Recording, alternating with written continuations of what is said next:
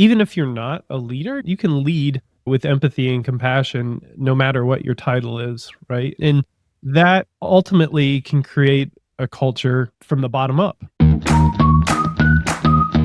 Welcome to the Team Amplifier podcast. I'm your host, Byron Summerdahl. Here you'll be inspired by industry leaders who build flourishing tech teams. Stay tuned and prepare to be amplified. 3, 2, 1. Hey everybody, today we're here with Brock Henderson. Brock is an independent game developer, president of the Christian Game Developer Conference, and a servant at heart. And that's actually what we're going to be talking about today is how to lead by modeling servant leadership in your organization. Brock, tell us a little bit more about yourself, about what you're doing these days. Yeah. Like you said, I'm an independent game developer, and I'm the head of game development at a ministry called Salvation Poem. And I also have a small studio called Pixel Pug, where we focus on creating games that spark community. It sounds like a lot of fun. I've often dreamed about being a game developer. I even started something a few years ago. Still, nobody has done this idea yet. So maybe you and I need to talk about how to develop that game out. Kind of that'd be awesome. Almost like a Pokemon Go, but with other things besides Pokemon. And so yeah, we'll talk later. Awesome. Brock, thank you so much for being on the show with us today. We'll talk about game development, maybe, but mostly we're going to be talking about servant leadership, which is kind of the opposite of what a lot of people think of when they think of leadership. Like traditional leadership is closer to like management, top-down decisions. Servant leadership is based more on building a culture of trust and respect and empathy. Mm-hmm. And so we're going to talk about that here in just a few more minutes too. But before we get too far into that, Brock, what's a book that you've been reading lately that made an impact on you? Let's see. Right now, I'm finishing up Difficult Conversations because I want to be a better leader and a better communicator. And yeah, that's been a tremendously valuable book. Awesome. I've actually read Crucial Conversations in the past. I wonder, I haven't heard of Difficult Conversations. So that's probably worth a read too. But you're right, that anything that helps us to be willing to have conversations that are maybe a little bit more contentious, a little bit less on the happy side, if we can have the courage to have those conversations, then we can actually help people flourish incredibly. If we just leave people where they are, they'll just keep on dwindling. So yeah, I like that book. I'm going to check it out. Awesome. And Brock, so as part of our show, our tradition on this show is to remind everybody just how human our guests are and how human I am. And so, yeah, buckle your seatbelt or step into my confession booth, more like it. So what's an embarrassing mistake that you've made as a tech leader, Brock? Oh, so many. I guess instead of focusing on a mistake, I'd like to tell an embarrassing story. Probably the most embarrassing story as just a person in tech, a developer, is one time I totally bombed an interview, a tech interview. Because I come from a design background and I learned programming on my own and did a bunch of courses and different things, but like I never took like an algorithms class or some different core CS things that would be really helpful in a tech interview. And I've been an entrepreneur and made my own jobs and work for friends and stuff. So I came into this interview looking for like a senior position, and I don't know if you've ever had like a nightmare where you're, show up to school and you don't have your homework done, you're failing out, or you're in your underwear or whatever. But it's one of those cringe nightmares you might have had growing up. This was that scenario. I wanted to just shut the computer down just mid interview because I was bombing so hard. Or were they asking you like system design questions or like engineering principles?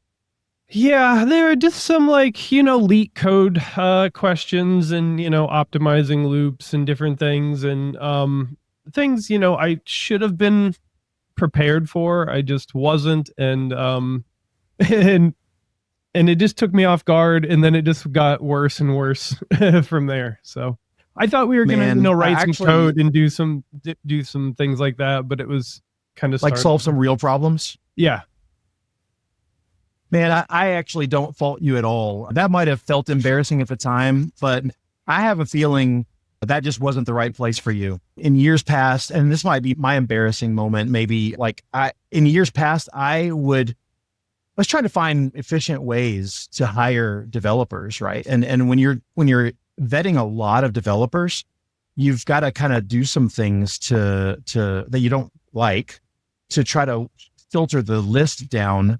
And so I actually sent hundreds of developers to an automated coding test that was algorithm based, where they were having to optimize loop and stupid things like that, things that don't actually solve real world problems for the majority of the time. And so I was using that to filter out potentially hundreds of very talented developers just so that I could get a smaller list that I could interview, and just like for the sake of efficiency. And that's just stupid. I have since repented and I don't do that anymore. I vet developers with more human methods now. But yeah, I don't fault you at all for bombing that interview. I think that it was probably the right thing that should have happened. Sorry you had to endure that though. Oh, it was a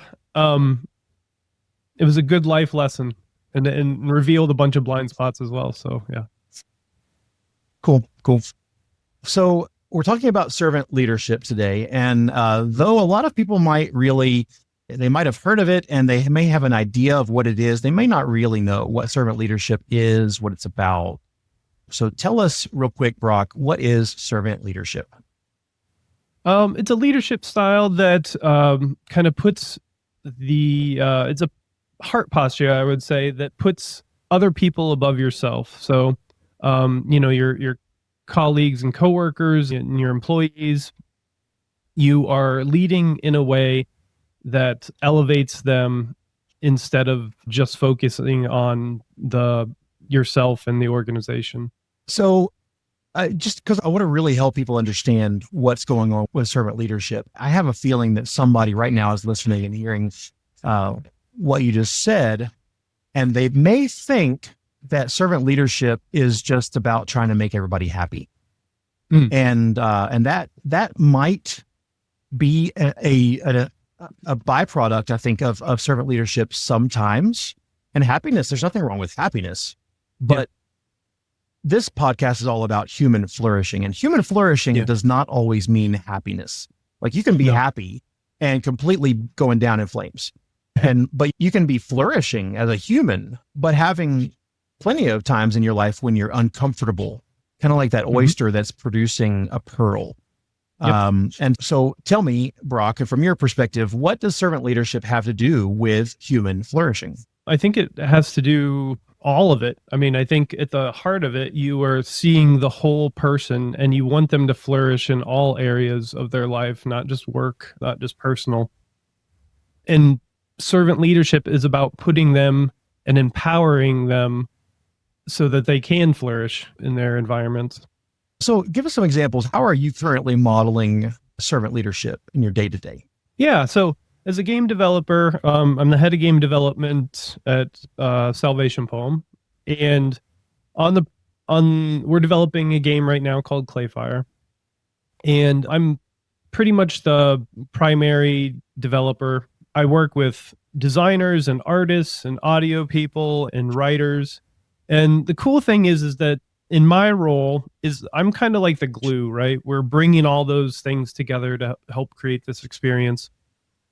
So when I think about my role as a servant leader in that, is that how am I empowering these different groups to do their best work? So for example, the art team works in like Photoshop and Clip Studio, this program where they are very effective in drawing, in creating the assets.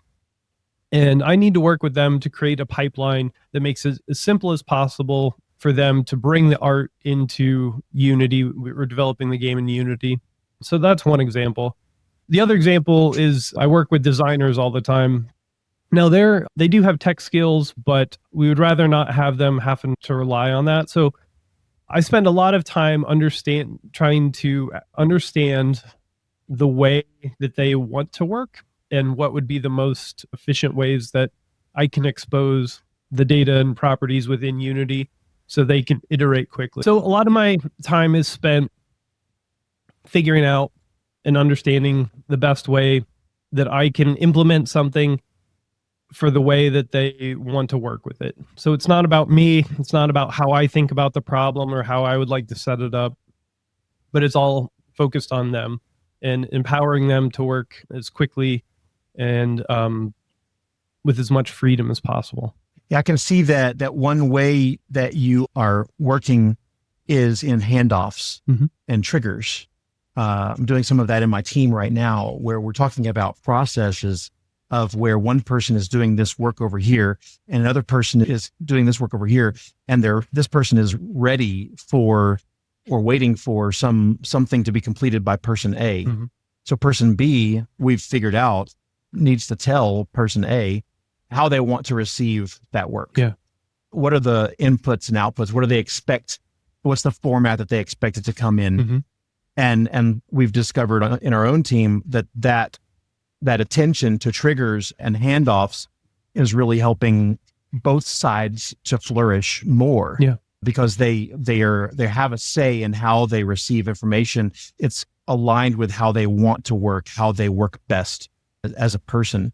So I can see how in your team that's probably bringing out some great outcomes. Yeah. And the faster that we can iterate, the better the end product's going to be. So we focus a lot on that iteration time, because game development's a lot about exploring a problem space rather than quite knowing ahead of time what the problem is. So, yeah, in software development, especially in the world where I was brought up, there's this principle. I can't remember which principle it is. It's going to be some like Demeter principle or something like that. But it's tell, don't ask. And that's more of an autocratic. If you apply that to leadership, that's the traditional format. Sure. Tell, don't ask. And what you're getting at, it's actually better and helps your team to flourish more if you ask. Yeah. Instead of telling. Yeah, for sure. I think people think differently about things and they work differently. And, as long as we're all going in the same direction, I think that's all that really matters in the end.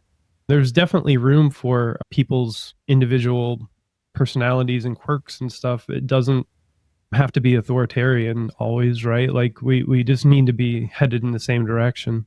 Yeah. So Brock, you just personally, why did you choose servant leadership over more traditional models? I mean, I know you probably read countless books on how to lead people and how to get the best out of them. And most of them seem to have kind of a very traditional autocratic bent. So why would you choose servant leadership? Great question. For me, I think it comes back to my faith. We see that I'm a Christian, and we see that Jesus, this is how he served. He was a preeminent example of that.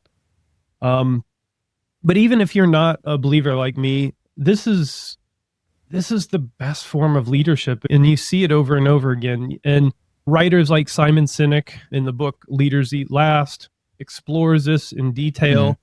And it's the form of leadership that builds trust, that builds healthy work environments, that builds culture. These are the types of leaders that you want to serve, you want to be around. Yeah. They're the ones that that they are putting everything on the line for you, and they care about you ultimately. So yeah. And you're right. You don't have to be religious to just look at the history and see that Jesus had something going for him. People, just in the historic record, we can see that people were flocking to him left and right. I mean, he had thousands of people following him as he would walk from place to place. People were hanging on his every word. And he definitely led in a very servant way. And again, you don't have to be religious to be interested in this kind of stuff. There's this one story in the Bible where Jesus is actually, he gets down on the floor and wraps himself in a towel and starts cleaning the feet of his followers. Mm-hmm. And it's a powerful image of servant leadership where, yes, he was absolutely the boss of his group. Absolutely. But he was willing to show them some humility and get down on the floor and start wiping their nasty feet off. So I don't know that as a leader, I need to be getting down and cleaning the feet of my employees, because that would probably be an HR problem anyway, in this day and age. But I can take the examples from leaders like Jesus and be a servant. Yeah. So, thank you for bringing that up. Is there any kind of, like, outside of something that's motivated by your faith and just trying to be good to people, are there other benefits to servant leadership that people should be looking for? Other outcomes? I imagine that in some way productivity is going to get a boost. Yeah, I think productivity. I think your overall work culture is going to be a huge boost. I think the end product also is way better in the end, right? Like if you take this concept of caring about the other person and wanting good for them, like ultimately, as we're creating software, our software is going to touch, thousands or millions of people's lives in a way that's either going to be beneficial to them or potentially detrimental. We all have examples of software that we wished we didn't have to use for various reasons, right? Because there's annoying things, there's things that are negative in our life. But on the flip side, we also can create things that genuinely impact people's lives in a very positive way. So that's kind of how I think about it all. It's just loving people through all the interactions, right? Jesus gave this example of loving your neighbor as yourself. So I think about that a lot. And so my neighbor in the work setting is often my team and my company. And then if we look at it as concentric circles, as we expand out, then we have like the products that we're making that touch people's lives as well. And so that's kind of how I just think about all of it, is just loving and caring people and being a good neighbor to them. Yeah. Yeah. So why aren't more leaders servant leaders? Hey, tech leaders, if you or someone on your team is excited about Scrum, Agile, product delivery, I suggest you stop what you're doing right now and register for the online Scrum Master Summit. It's a free virtual conference that features tons of great speakers and content and even hands-on workshops where you're really going to learn a lot. The event happens on June 17th through the 19th. It's going to be a great chance to sharpen your skills and get inspired, ready to take on the challenges of the rest of the year. OnlineScrumMasterSummit.com. That's where you can register. It's free. Bring yourself, bring your team, and get ready to leave with renewed fire. Now, back to the show. Great question. One, I think it's uncomfortable. Because you have to make yourself vulnerable, right? You are acting in compassionate and empathetic ways with people. And especially in tech, people sometimes struggle with the human side of it, right? There's a gravity towards a lot of tech because, we're introverts and maybe we're awkward and different things. And so the tech kind of comes easy. The people part is hard. So I think it's probably amplified within tech. But yeah, it's hard. Sometimes it's slower. We have to slow down and see the whole person and meet them where they are, and a more difficult path. Yeah. I would also say that servant leadership is kind of like a long game play, and it takes a little bit of, dare I say, faith, because the results are not guaranteed. Mhm. And you almost have to want servant leadership regardless of the results. You Mm-hmm. almost have to want to be kind to people and ask people for their opinions and want flourishing regardless of whether or not you're going to get a payoff or Mhm. return on your investment. So that might be another reason why some people don't just fall into this very good pit. It's a very good thing, but people don't fall into it maybe because it's a long game and it takes a little bit of faith to want to go down this road.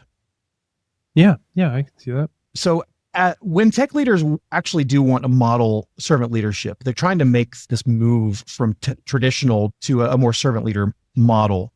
What do you think tech leaders often overlook? Well, I think one thing that people can do is it can be forced or canned.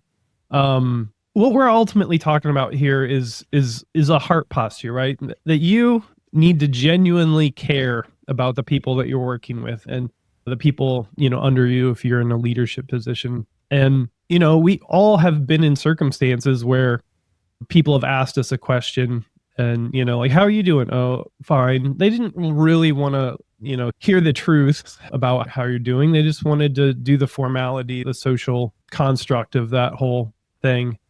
So I would work on slowing down and making sure that we give breathing room for connecting with people on a human basis, right? There's leaving time at the beginning of a meeting to just small talk and ask people how their week is going and, is there anything that they're struggling with? So I think we oftentimes kind of try to shoehorn in that stuff and we don't have the actual time that's needed. So like I said, it can be forced, it can be canned, it can feel like maybe even inappropriate at times. Yeah.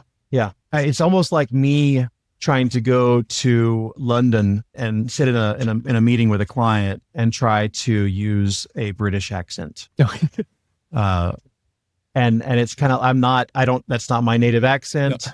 I may have heard it a few times on movies. I think it sounds like this. And so if I start trying to use a British accent among people from that live in that culture that actually have that accent nailed, mm-hmm. I'm just going to look fake. Yeah. And it's going to sound kind of funny and it's not going to really work. And yeah, I think that would be kind of like what it is if you try to be a servant leader, but you don't actually have a heart for people. Mm-hmm. It really is a heart posture thing. It's not just something you can squeeze out. Yeah. You can't. What do you think? If you fake it, people are going to know. Yeah. So, okay. What would be better though? Somebody that is just, going to do everything by the book, traditional leadership, autocratic.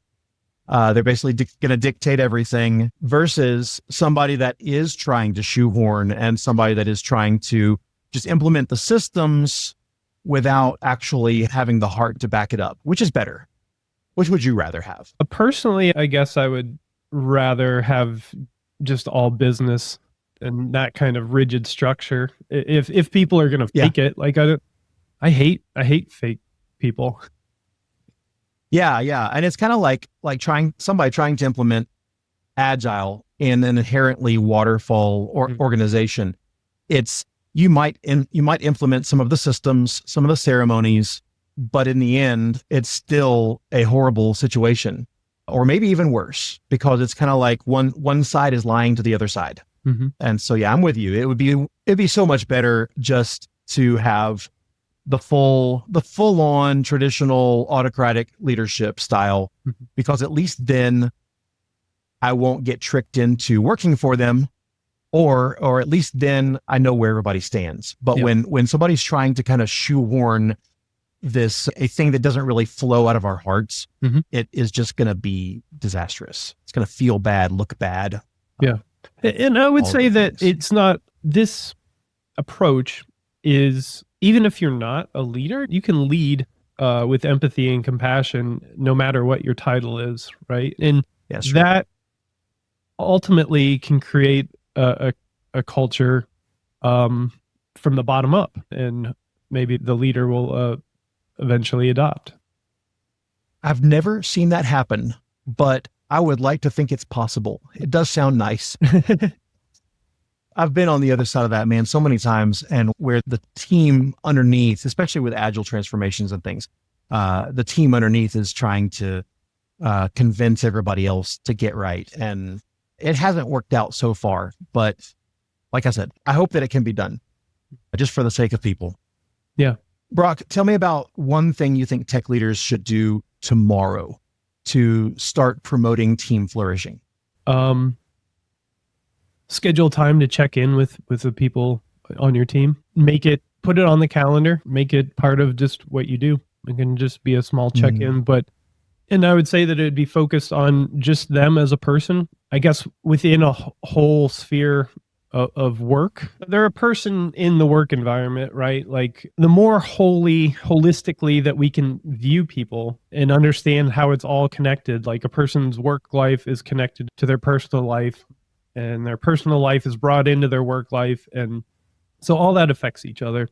And when we think and talk to people and the way that we treat people, we need to be holistic with it. So start by checking in, just regularly checking in, and take a valid interest and curiosity in your teammates.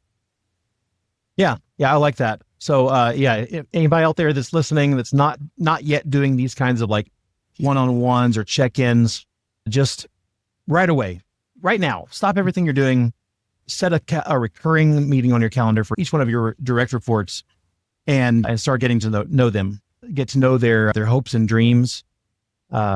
Maybe don't even talk about business, just talk about them, their growth, their families, and give them a chance to let you get to know them. Another super simple thing that we've been implementing is just like in Slack, you can have an icon and an emoji, basically just like telling your mood. And that just kind of gives people just a heads up into your world. If you're feeling stressed or anxious about something or, different things, it just gives people a little bit more information, into the context of what's happening, and people can check in with you and see if there's anything they can do to help. And it just makes a much better team. Man, emojis have saved my butt more than I can even count. Where I maybe said something in a chat that was just a little bit edgy, or it could have come off as a little bit maybe Byron was upset about something, but then I can put a little smiling face next to it, and it just softens the whole thing. Yeah. And then the few times when I said something that I thought was just funny, but somebody else might have taken it wrong, and I didn't use an emoji, oh my goodness, just slap in the face. So I agree with you. Good advice. So Brock, how can people connect with you?